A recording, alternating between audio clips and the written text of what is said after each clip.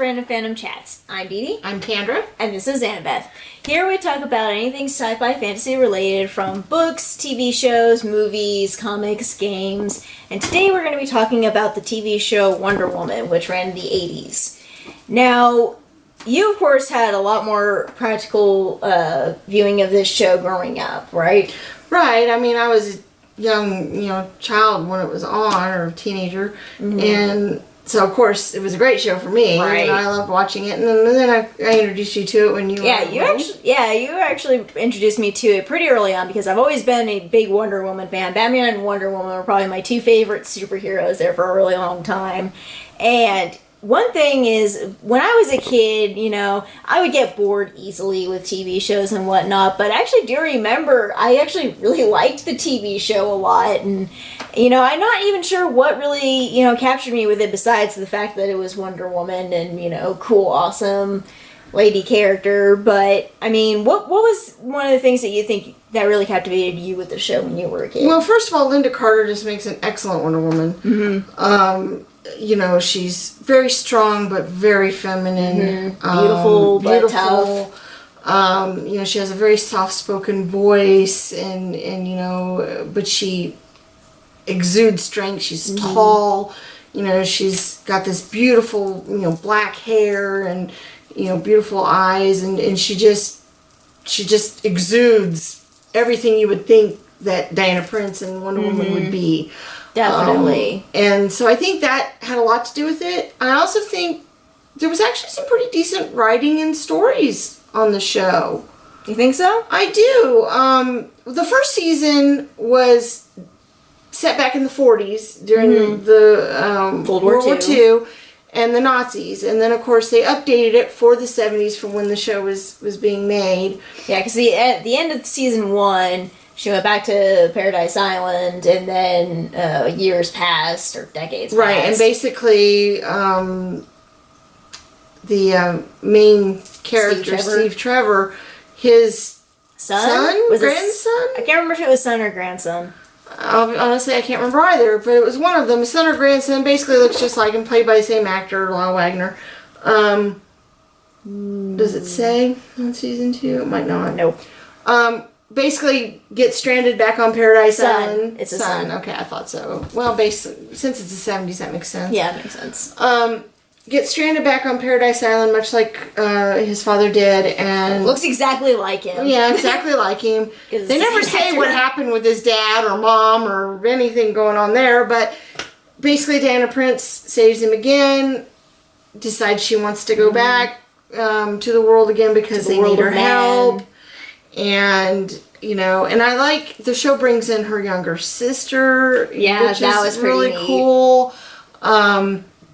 There's just a lot of fun stuff that happened in the show. Now, it was kind of weird because the relationship between her and Steve Trevor had romantic undertones, but they kind of got more and more away from that as the show went on. It didn't really become a prominent thing, which I liked. I thought that was pretty... In a way, that was cool. Of course, she was always saving him. There's always these pictures of her carrying Steve, right? Which is great, because normally it's the other way around. Right. Well, and he's always conveniently unconscious when Do you want down, baby? He's always conveniently unconscious when he needs to be, or when she needs to, change into Wonder Woman. He's always just, not around. Right. Also, it's really funny. The costume, I think, is a bit much, because it's basically a swimsuit. It's a swimsuit with a cape. But that's what she was in. I mean, it was a little bit more skirt-like at first. Right. And they changed it up. They had a motorcycle outfit and a diving outfit. And she had to go down, because there was a couple times where she had to go down into the water, the ocean, or whatever. She's got to do a costume change for all of those things. And so she'd spin more and change into the next thing that she needed to change into. Didn't she have even like a roller skating outfit that was really close to her biker outfit? Yeah, when she was in the roller derby, I think, because roller derby's big in the 70s, and it seems like all these had roller derby episodes, and she had one. What I found funny was her boots. She always wore high heel boots, unless it was like her stunt double or she was doing the stunts, then all of a sudden they were flat boots. Then they would turn back into heels. Right. It's just seamlessly. Absolutely hilarious. I want those type of shoes. They just automatically change into flats when you gotta run. I want those shoes. Yeah, when you have to jump getting those shoes. Or something. I loved her bracelets. I thought they were great. Oh, yeah. They were awesome. Who doesn't want bracelets that can, bounce bullets? Right. Her magic lasso was very pretty in the series, and she uses nice it, of course. Yeah, very cool. I think the pilot episode was very neat and later on there was other episodes where they went to Paradise Island. I really enjoyed those episodes because it kind of showed the Amazonian culture and her mom that didn't want her to go off into the world. Didn't want her mixing with men. Right, and their costumes were very Greek and Roman, which I love. I love some of the costumes they had on Paradise Island. I love the mascara. So those were always fun episodes to watch. Of course, the plots were very similar to other shows of the 70s. They're trying to fight off the Russians and the people doing nuclear weapons and war and all that stuff. So it's, the first season's very interesting because they're always fighting the Nazis, which is kind of cool, and the different Nazi plots and the different things the Nazis might be up to. And then, of course, in the 70s, when they, upgrade it, they have a cool computer, Ira, which knows that Diana Prince is Wonder Woman, which is very interesting. And keeps it quiet, and they always got to have the little robot. So there's, of course, the little robot that runs around the office. That oddly, to me, looks a lot like the little Scuttlebot on the Death Star. It's very similar. It reminded me a lot of that. Very similar. And of course, this was done right around the same year, a little later, but right around the same time frame. So yeah, I gotta have those things in that everybody was used to at the time. Now, one thing that I really appreciate about the show is that writers, especially in the comic books, but even in TV and movie adaptations, writers seem to have such a hard trouble with personifying Wonder Woman and Diana Prince in the way that I know a lot of other people really think she should be characterized. A lot of times she's gone through changes where they've made her a lot more militaristic, made her a lot more, I want to kind of take over things, basically, and not this whole, you can have peace and, sometimes you have to fight in order to get it. But a lot of times you should have the more peaceful solution first. And, they really, a lot of times, put that personality trait on the back burner and just make her just kind of this, not necessarily bumbling warrior, but just that's all there is to her, is that she's a warrior. And I think they almost think that just because she's an Amazon, that's all, she is a fighter and, apparently wants to be ruler of all, mankind or whatever. And this show did not do that. Not at all. It did not personify her in that at all. They really brought to light the things that I love about Wonder Woman, teaching that, you can be feminine and kind and gentle, but still be strong, still, take charge and do your duty when you have to. And they promoted a lot of, sisterhood, being good to other women and supporting each other and whatnot, which, I feel is very important. Support, teaching that you should support other women and just other people in general. Right. And the show is very, very good at that. And you know what? There's not a lot of female superheroes out there.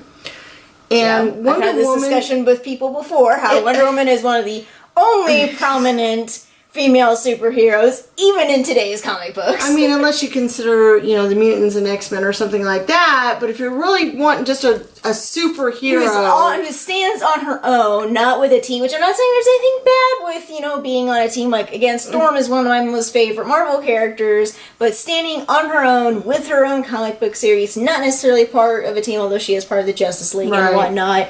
Wonder Woman is really one of the only characters that comes to mind.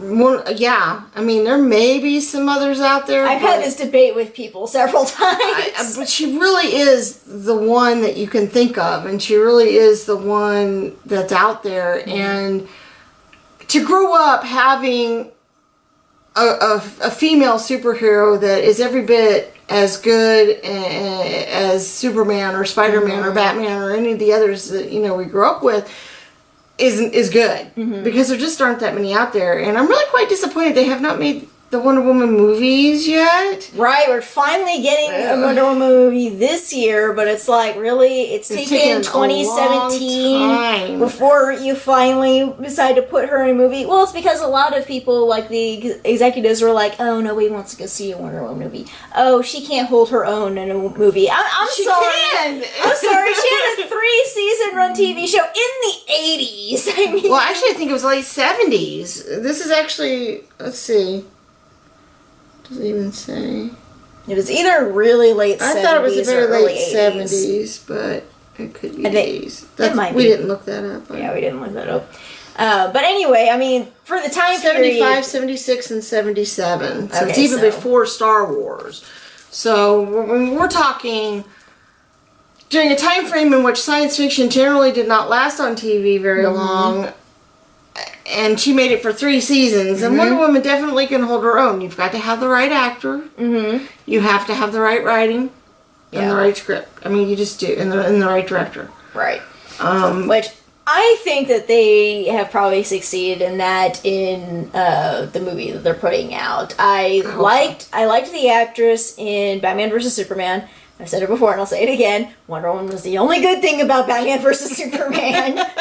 She's the only reason that I waited that movie through to the end. I'm just like, give me more Wonder Woman. But, you know, I have good expectations and hopes for this actress. I think that she personifies Wonder Woman well, and I think I'll probably still like Lynda Carter as Wonder Woman better.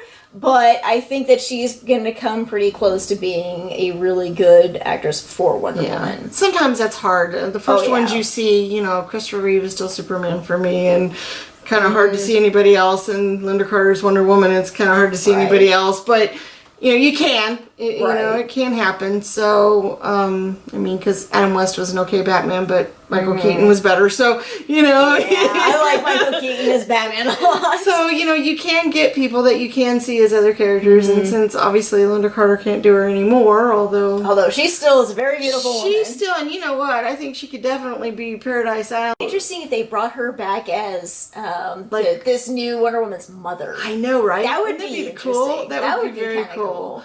Because she still looks really, really good. We've seen her recently on The Flash. Was it The Flash? Supergirl. Yeah, so we've seen her recently, and she still looks really good, so that would be great. Yeah, well, and I think she's pretty proud of her role as Wonder Woman. I think she recognizes the importance that this show had on people, especially young girls at the time, and still, you know, has an impact. You know, I'm watching it, you know, a few decades later and still really love this show and identify with it well, and I'll probably show it to my kids. Right. I mean, it's one of those that is definitely fun. It's got just enough action, just enough humor, just enough interplay. It's not as boring as some of the other shows from the same time period. Very true. Because some shows that were made in the 70s tended to be a little... Especially ones that were more sci-fi oriented. Definitely dragged a lot. These did not generally do that for the most part. Sometimes you would have an episode that was a little bit more boring, but I mean, that's true for any TV show. You gotta wade through the ones that aren't so good. Right. And so, as a matter of fact, I was kind of sad when we watched all 3 seasons and there's no more. Yeah, there was no more. I was just like, I want more. Yeah, there needs to be more of that. But we talked about before how shows back then just really didn't last long, and even for it to last 3 seasons is pretty impressive. Yeah, really. Again, she can hold her own. All right, well, is there anything else that you can remember or think about when you think about that? I think I got my points of, you know, how important this TV show was for its time period and even now across pretty well. And obviously we showed our appreciation for Lynda Carter and it. Yeah. All right, well, we're ready to pick You want to pick out out next week's? She's kind of hiding behind you I think there. she's kind of behind my... Are you comfortable back there? I don't know. She don't look very comfortable. Hey, you want to pick one? Hi. Oh, she's happy. Excited. All right. Which one do you want? The yellow one. Yellow one. All right. You're beating me to death, I you know, pale right? girl. Come here. What we got, Annabeth? What we doing? Top 10 book characters. Oh, wow. Okay. That's an interesting one. We're going to have to think about that. Yeah, we are. Definitely, yeah, okay. That's going to take some effort. We're going to have some notes, I think, on that one. Yeah. Alright guys, if you like this video, please consider giving a thumbs up. If you like what we do, consider subscribing. Let us know in the comments below what you think of this TV show. If you haven't seen it and are interested in seeing it now, or if you like what we brought up, or think that we should have brought up something that we didn't. If you have ideas for future shows, let us know. And share with all your friends. Yeah, on Facebook, Twitter, what have you. Just tell them about us or whatever you need to do, and we'll see you next time. Alright, thank you.